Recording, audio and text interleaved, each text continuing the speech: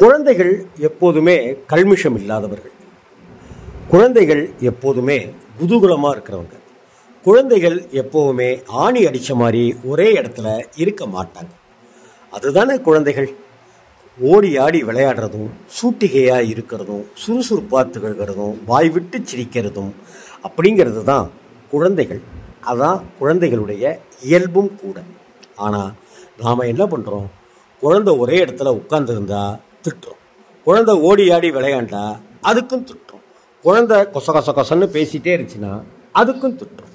குழந்தைய ஒவ்வொரு தருணத்திலையும் ஏதேனும் ஒரு வகையில் இப்படி நில்லு, அப்படி உட்காராத, இப்படி சிரிக்கக்கூடாது, அப்படி பண்ணக்கூடாது, இந்த சமயத்தில் விளையாடக்கூடாது அப்படின்ட்டுலாம் திட்டுறோம். இப்படி திட்டும்போது நாம் பல வார்த்தைகளை உபயோகப்படுத்துகிறோம். அப்படி பல வார்த்தைகளில் உபயோகப்படுத்த அந்த குழந்தைய அப்படி திட்ட அது சரியா? ஏன் இப்படி இழவெடுக்கிற அப்படின்னு சொல்கிறோம். சனியனை அப்படிங்கிறோம். தொடப்பக்கட்டை அப்படின்னு சொல்கிறோம்.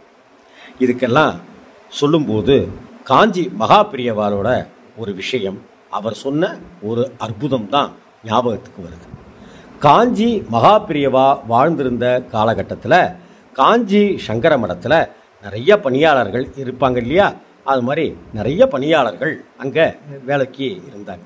அப்போ ஒரு பணியாளர் தன்னுடைய மனைவி குழந்தைகள் சகிதமாக அந்த சங்கர மடத்தில் பணியாற்றிட்டு இருந்தார். அந்த குழந்தைகள் அவருக்கு 2 குழந்தைகள். அங்கே வேலை செய்கிற ஒரு பணியாளருக்கு 2 குழந்தைகள். அந்த 2 குழந்தைகளும் நண்டுஞ்சிண்டுமான்னு சொல்லுவோமே, அழகான வார்த்தை இல்லையா? நண்டுஞ்சிண்டுமா குழந்தைகள் இருக்குன்னு. அப்படி நண்டும் சிண்டுமா இருக்கிற குழந்தைகள் இந்த பக்கம் ஓடும், அந்த பக்கம் ஓடும், இப்படி குறுக்கால ஓடும், அப்படி விளையாடும். பொதுவாக அப்படி காஞ்சி மகா பெரியவாளுக்கு தரிசனம் பண்ண வரவங்களுக்கு எந்த தொந்தரவும் தராமல் அது பாட்டுக்கு தான் ஓடிட்டுருக்கும். அன்றைக்கி கூட்டமும் கொஞ்சம் குறைவு தான். அந்த சமயம் பார்த்து அந்த குழந்தைகள் இந்த பக்கமும் அந்த பக்கமுமா ஓடி ஆடி விளையாண்டுட்டு இருக்க அவங்க அப்பாவுக்கு கடுமையான எரிச்சல். அதில் மூத்த குழந்தை அங்கேயும் இங்கேயுமா ஓடிக்கிட்டே இருந்துதான். அப்போ அந்த குழந்தைய பார்த்து, ஏய், ஒரு இடத்துல இருக்க மாட்டியா, தொடப்பக்கட்டை அப்படின்னு சொல்லி திட்டிருக்கார். இந்த விஷயம் அங்கே நடந்து போயிட்டு இருந்த காஞ்சி மகாபிரியவாளுடைய காதில் விழுந்துருச்சு. பக்கத்தில் இருந்த ஒரு சீடரை கூப்பிட்டு அவரை வர சொல்லுங்க அப்படின்னு சொல்லியிருக்கார். அந்த அப்பாட்ட போய் சொன்ன உடனே அவருக்கு நடுக்கம் வந்துடுது.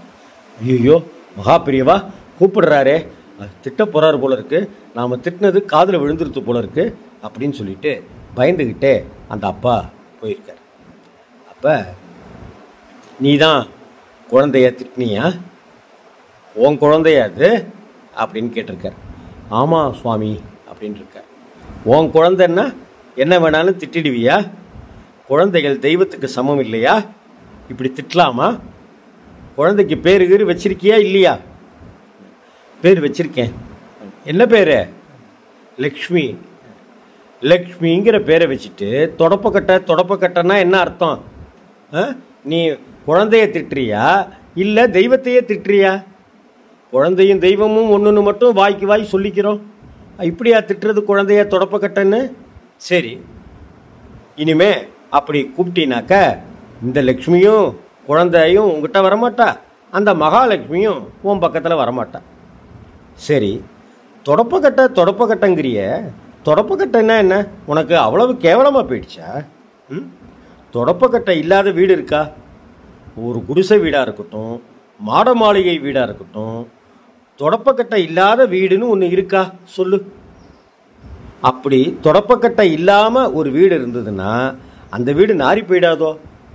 அந்த வீடு எவ்வளவு கோடி கோடியாக செலவு பண்ணி கட்டியிருந்தாலும் அது அசிங்கமாக இருக்காதோ?